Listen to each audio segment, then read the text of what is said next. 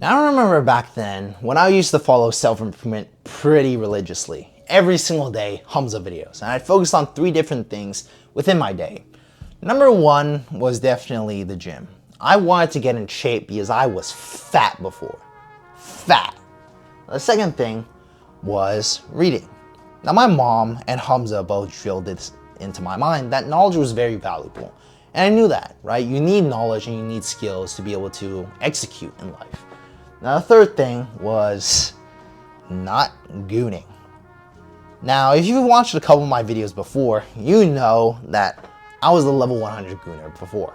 And I was pretty ashamed of myself for doing that. So, this was just kind of natural to me. And self-improvement back then used to be a really great thing, I think. Hamza genuinely wanted to help young men out. He gave advice that wasn't talked about widely, and young men really needed that, including myself. And he created a very, very great movement to help young men out and get them focused on getting in shape, improving their life, spending more time with family, and just being more capable in general. But now with some of the recent controversy that I've seen with Hamza, I can't really say the same. Now I haven't kept up with the self-improvement sphere in a while, but recently I saw a video pop up from Greg Doucette about controversy with Hamza. And I went on to watch the video, and the quick summary of that, if you don't know, is the fact that Hamza grew very self-centered. He was very selfish in the way he wanted to operate. He wanted this channel all for himself, when in reality he needed to acknowledge his editor and his best friend at the time, Sam, was also a very big part of his success. But he didn't want that. Despite making, 6 figures a month?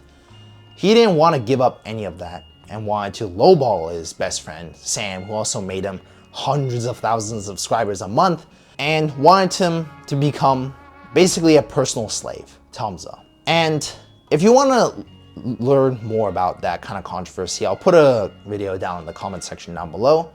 But this is why I say self-improvement has really fallen off. Number 1, the people behind self-improvement are honestly really degenerative. They do this as a way to grab money, grab clicks, to hook in people that are genuinely pretty gullible. Because for most people, this advice has been circulated millions of times. You've heard this hundreds of times in your life before. The same advice that these self-improvement gurus try to sell you. 1, go to the gym, meditate, journal, cold shower, don't goon, those sort of things, which I think all are good advice, but they don't need to be said 100,000 times in 100,000 different videos by 100,000 different people. You get the gist of what I'm trying to say here.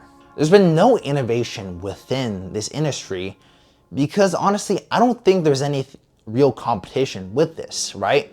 The main viewers of this are honestly really gullible. And I don't say this to diss them or whatever. They're just young. They don't know all that much about the world. And so they end up listening to people that seem to talk in a way that seems convincing, but in reality, this advice could be summed up to them in 10 minutes without having to buy a course, without having to watch a 10-hour video or a 10-hour long series. And so this is why I say self-improvement has become quite degenerative. And on another note, the intentions that these creators had have changed. Big creators like Hamza beforehand, I think genuinely did want to benefit young men, but now I can't say the same. It's honestly just a way to get more money and to get more fame. He's too self-centered. It's not about a greater purpose of impacting the world, but it's more so just for himself, to stroke his ego. And I'm gonna be honest here, I kind of felt that before when I was making the kind of general self-improvement content. I'll take a shower, go to the gym, this sort of stuff. Now, I've tried to shift my content a little bit away from that and give my own personal perspectives by telling a story, right? From my own experience. That isn't just trying to recycle the same sort of advice. But as I speak here, I'm starting to realize that, yeah, generally my content does fall into that category, but I'm still trying to move away from that. And I really do want self-improvement as a sphere to improve. But now I can't say that I really want to be a part of that, general idea. Because improving yourself and self-improvement, I think, does have a disconnect. Where self-improvement is the overall idea on the internet, and improving yourself is the actual action that you take in order to improve yourself. And I think making your personality or putting self-improvement a part of your personality is a little stupid. I remember back then when I only thought, like, the only part about me was self-improvement, right? And that's the only thing that I would talk to people about, self-improvement, you know, Hamza, all this.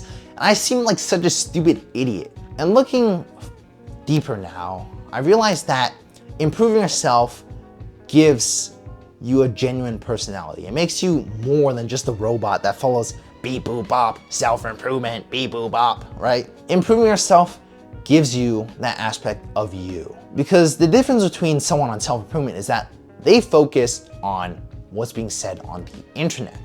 They don't actually take too much action on themselves. Because in essence, self-improvement, all the videos that they did make, is really just mental masturbation. You sit there and watch these videos, faking productivity, feeling like you're getting value out of it, when you're not really doing anything for your life. You just wasted 30 minutes watching a dude in a robe, shirtless, talking about his experience when you could be building your own. And so yes, I say that you should consume content from time to time, but only quality content from creators that you know are making good stuff, that give you new insights every single time and get you thinking about it instead of just like, yup, and you're thoughtlessly nodding your head to that stuff. So if you're gonna get anything out of this video, I ask you to just start improving yourself, to go out there and do actual stuff, to pursue the stuff that you know would make God happy, to do the stuff that would make your mom happy, to do for the people and things that you really care about, to have faith in what you genuinely believe, right? I think for me, what's really caused me to have this sort of idea and this epiphany almost is my faith in God. I realized that self-improvement really was an idol in life and that it pulls you away from the real focus of things. Because putting my faith in God and just letting Him sort everything out has really just made everything better. Because I saw a recent video that was talking about like Christianity 101, right? It's a dude on Instagram and he's just posting videos each video is going over like a lesson about Christianity. And one of his big teachings here was the fact that we are saved by grace. And that grace gives us salvation and that we are saved through that.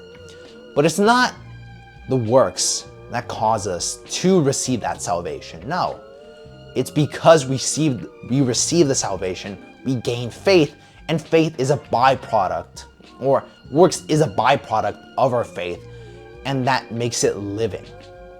Because works without faith and vice versa is dead both ways. But I don't know where I'm really going with this. That was kind of a little tangent, but yeah. If you found this video any sort of helpful or interesting or, just kind of entertaining, please do feel free to leave something down in the comment section below, what you think, or subscribe as well. But yeah, I do appreciate you for watching all the way to the end, but that's pretty much for me here today. So just stay consistent, stay disciplined, and keep on building that relationship with God, all right? Give me a kiss. Mwah.